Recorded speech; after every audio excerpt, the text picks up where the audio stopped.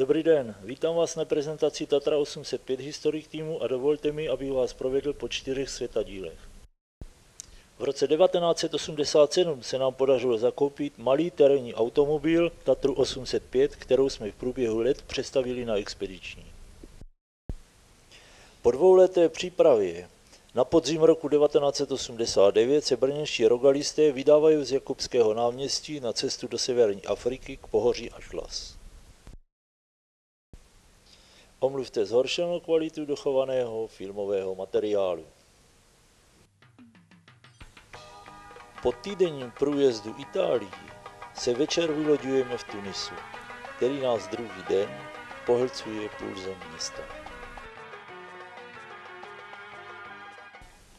Pohledem z pahorku na jeho okraji se loučíme a vydáváme se na jih.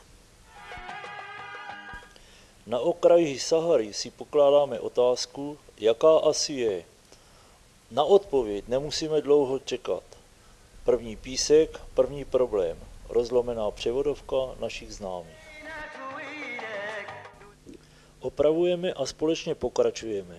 To ještě nevíme, jaké máme štěstí, že naším průvodcem se stává Willy. Kolonu vede přes Elvét a Hassi Messaoud do nitra pohoří Tassili. Sice jsme se poznali až v Trapani na přístavní molu a plní zvědavosti se na lodi vyptávali na úskalí cesty člověka, který se na Saharu vydává již po 40.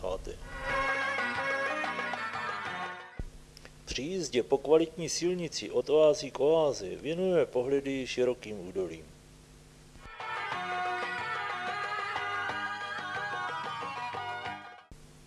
Život je tam, kde je voda. Tankujeme plnou nádrž za dohledu všude přítomných dětí.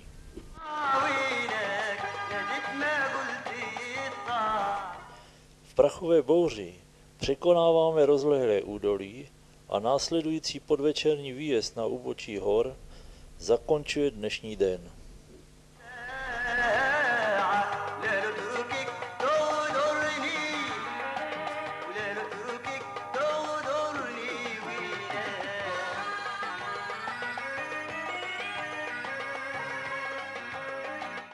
Pohledem na okolní vrcholy a založením tábora končíme dnešní den.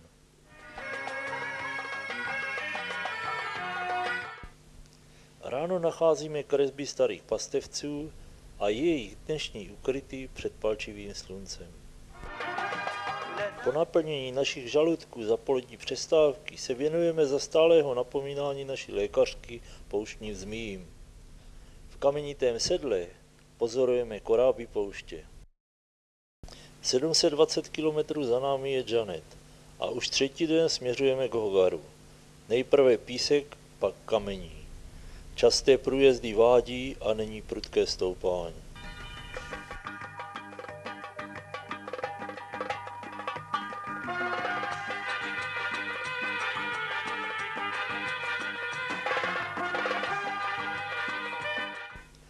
Sedlo Asakrému je před námi ve výšce 2270 metrů, stejně jako krkolomné přejezdy z jedné strany údolí na druhou. Po několika hodinách jsme v sedle. Nakonec vychutnejte si jízdu s námi.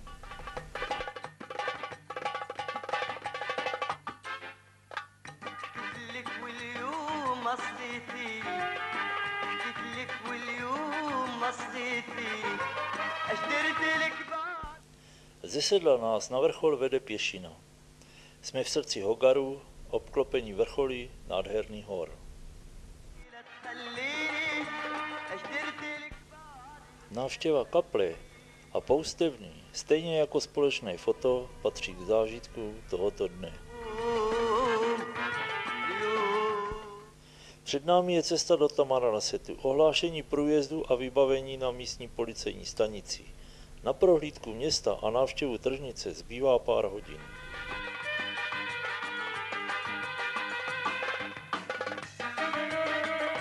Otočili jsme k severu. Trasu lemují stany kočovných nomádů a kontrastují tak s ruchem města Sidi Bel Abbes, ve kterém hledáme na místním hřbitově pomníky československých vojáků.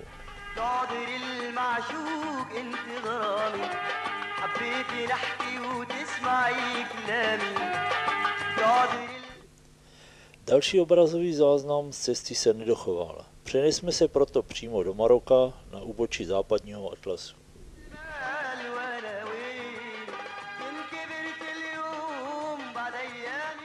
Po Fezu a Marrakeši míříme do hor, na Ayu Cayman.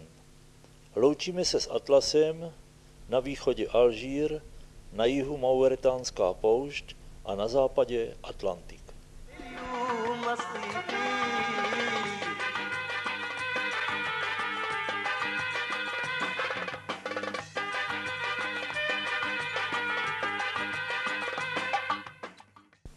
Zjíždíme do údolí. Kamenná vesnice vysoko ve Strání a každodenní život, jehož se stáváme součástí, vypovídá o všem. Život tu plyne po staletí stejně.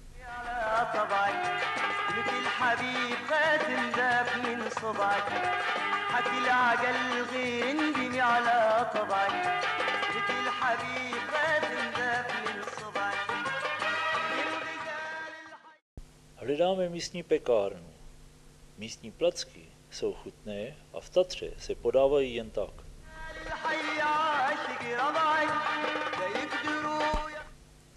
Vítá nás rozbouřený Atlantik a s ním se dovídáme o listopadových událostech u nás doma.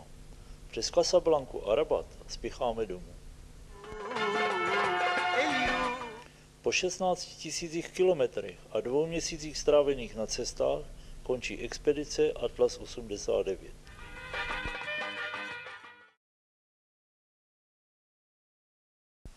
Při cestě na podkarpatskou Rus vznikla myšlenka podívat se dále na východ k Bajkalu a do Mongolska. Píše se rok 2003 a my se vydáváme na cestu po Asii.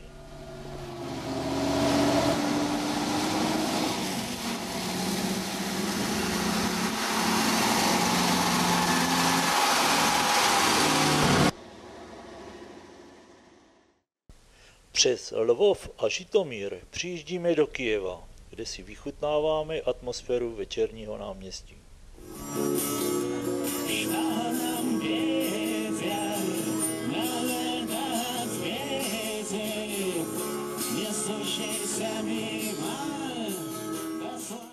Kousek za Charkovem nás zdržují pasové formality. Prostě v Rusku je jiný čas a my čekáme, až odbude nový den. Rovinaté cesty nás vedou do Buzulu. Stojíme před domem, kde bydlel Ludvík Svoboda při formování československé jednotky v Rusku. Obrazem poskočíme do Kazašského Akťubínsku, kde na nás dýchne středoasijský duch.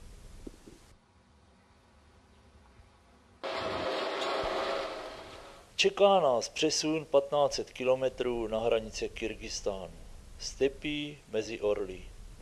V některých místech silnice mizí a nejlépe si vedou z kouření řidiči kamionů převážejících ovoce a zeleninu.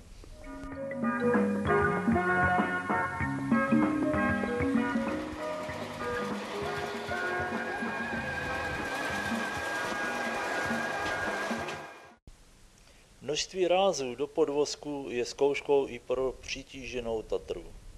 Opravujeme torzní tyč a v Aralsku vyrábíme nový díl.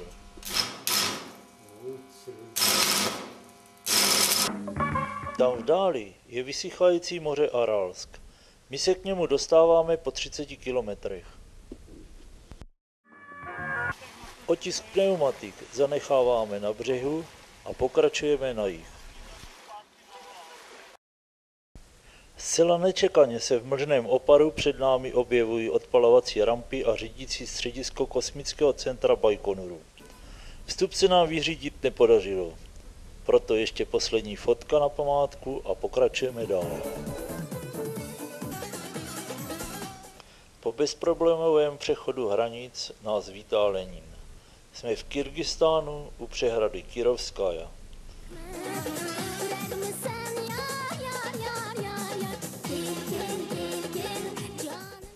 Únavu zaháníme koupelí v chladivé vodě.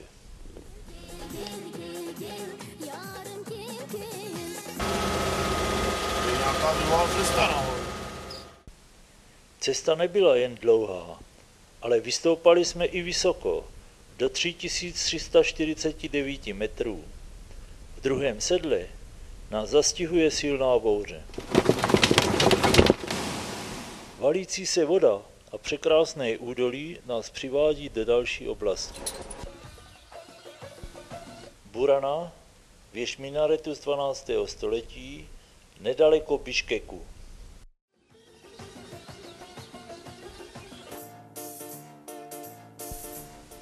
Jsme opět v Kazachstánu, v Alma-Atě. Využíváme místní dopravy, abychom se dostali na rychlobruslařský stadion Medeo s lyžařským střediskem na okolních svazích.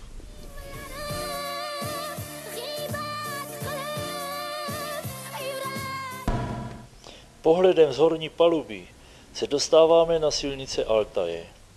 Po lanovém mostě překračujeme řeku Katuň a pokračujeme proti jejímu proudu.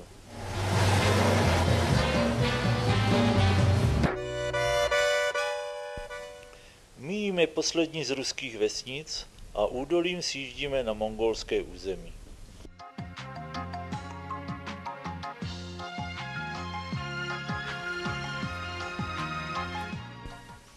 Jízda na koni je stejně běžná jako brodění řek.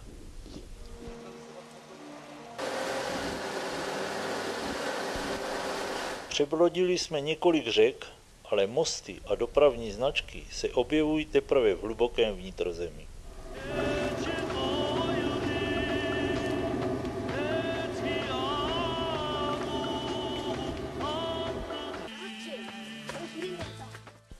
Jurty okolo cesty nás doprovázejí již od hranic, ale teprve zde se můžeme podívat, jak vznikají.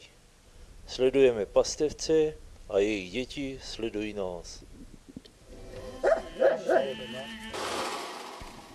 Jsme v srdci mongolské říše u kláštera Erdenezu u města Charchorin. V jednom z chrámů nasloucháme bohoslužbě, v jiném je církevní škola. Jsme v Ulaanbaataru u kláštera Gandan s nejvyšší stojící sochou Buddhy. Loučíme se s Mongolskem. Po 700 kilometrech jsme v Burjatské republice v městě Ulan-Ude, kde je pro změnu obří hlava Lenina. Bajkal nás vítá deštěm a chladem. Druhý den navštěvujeme muzeum ve Sludiance, kde před 40 lety trávili zimu H+Z. Již několik dní směřujeme na západ. Za sebou zanecháváme Ural i Volhu, stylově objíždíme zeměkouly a po 20 000 kilometrech přijíždíme zpět do Brna.